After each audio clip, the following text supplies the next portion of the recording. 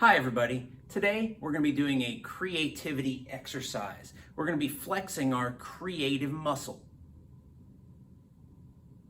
which is in your head, your brain. I hope you didn't think it was this finger. This is just a finger. Well, for today's activity, we're going to be using a squiggly line as inspiration to come up with ideas. And our job is to turn that squiggly line into a creature, like so. And we're going to use our creativity to come up with details, to decorate that creature, and think about the background where this creature might live. In order to do this, you're going to need a piece of paper and a pencil and something to color your creature with when you're all done. So go ahead and grab some supplies and let's get drawing. Step one is to make the squiggly line. And although the squiggly line should be random, there's still some guidelines to follow. Like first, that's too small. If you aren't using a large portion of the paper, then the squiggly line doesn't help you as much when you get out here and it's blank. So you want the squiggly line to be bigger.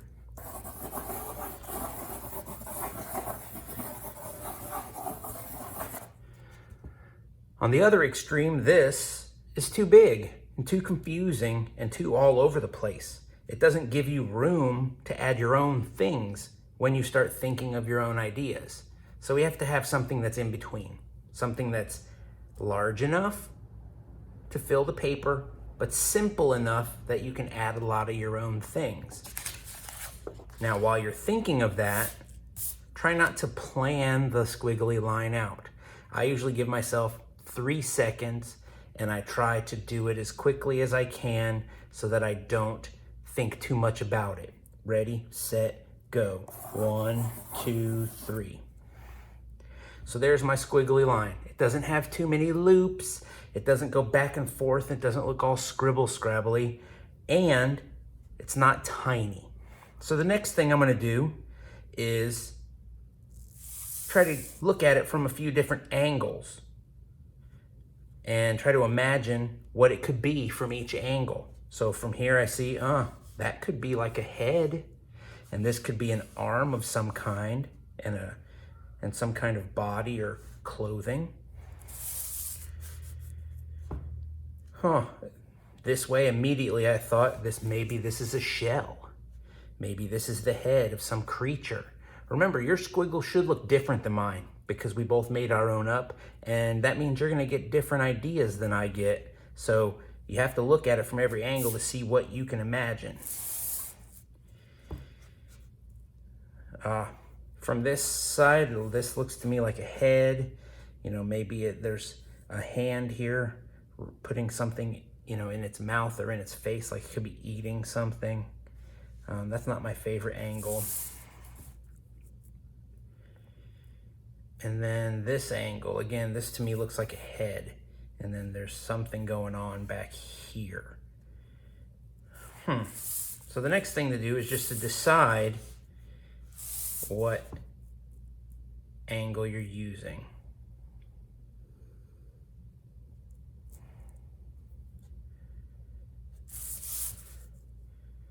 Actually, I think I'm going to do that one. My idea is not as clear, but this looks more interesting to me. So now what I'm going to do is try to turn this into a creature. I got to figure out where the head is, figure out where the body goes, if it has legs or arms or wings or a tail, all that stuff I have to figure out from here. I'm going to add whatever I want, including the background, but I'm not going to change anything that's here. So I'm not going to erase any of this squiggle. That's part of the challenge, is to use the squiggle to make it into your picture. So here I go. I'm going to go ahead and just start adding details and start to plan it out as I work on it.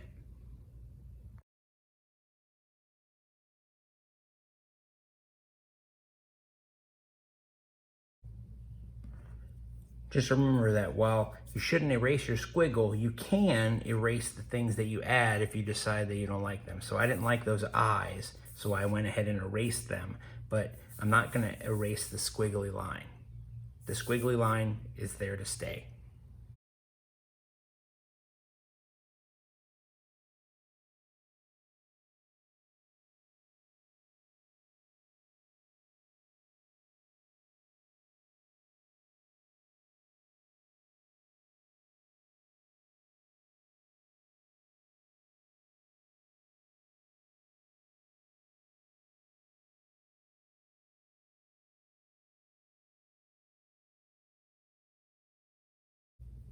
Okay, so not what I expected, but that's kind of the fun of this activity. So I created this cat-like creature.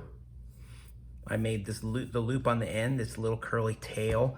I ended up making this loop a wing, and I added another wing.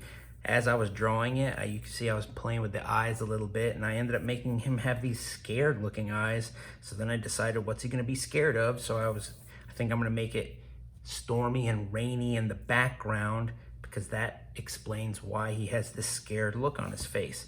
So now I'm gonna go ahead and outline everything on this creature before I color it in.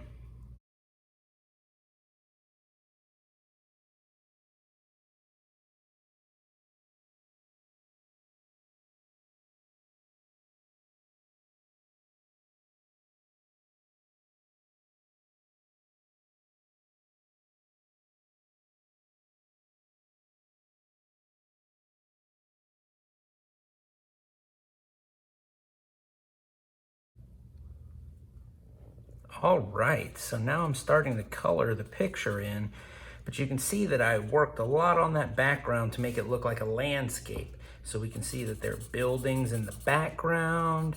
There's like these trash piles, because I decided he kind of lives in like a landfill where there's lots of garbage and stuff around to play with. So he lives in this landfill where there's garbage in the middle ground, and then there's like this puddle right here in the foreground with more garbage. And I'll probably add a few things in this space, like individual items. Like, look, there's a little can, and there's a little crumpled up piece of paper. You know, maybe there's some little pebbles around. So I'll keep adding small details while I color it in. But you can see that I kind of went for sort of a creepy feel for my picture. That was just what came to me, the idea that came to me from the Squiggle.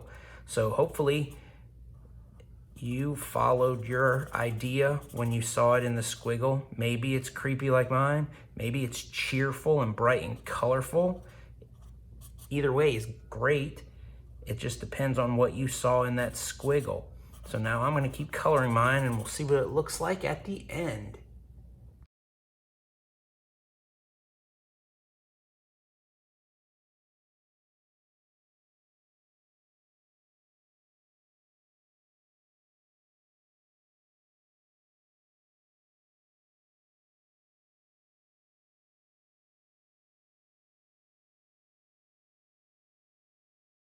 All right, here we have our creepy cat with wings. You can see I colored him or her pink. I thought it was creepy enough. I might as well use something a little bit nicer in terms of colors. Plus, with the background so dull and dark, the pink and the bright blue really make the creature stand out from the background. So there you have it. Drawing number 1 from a Squiggle. We're also going to do a landscape and a picture of an object using a Squiggle too, so you might want to check those videos out as well. And I will see you next time. I hope you had fun. Bye.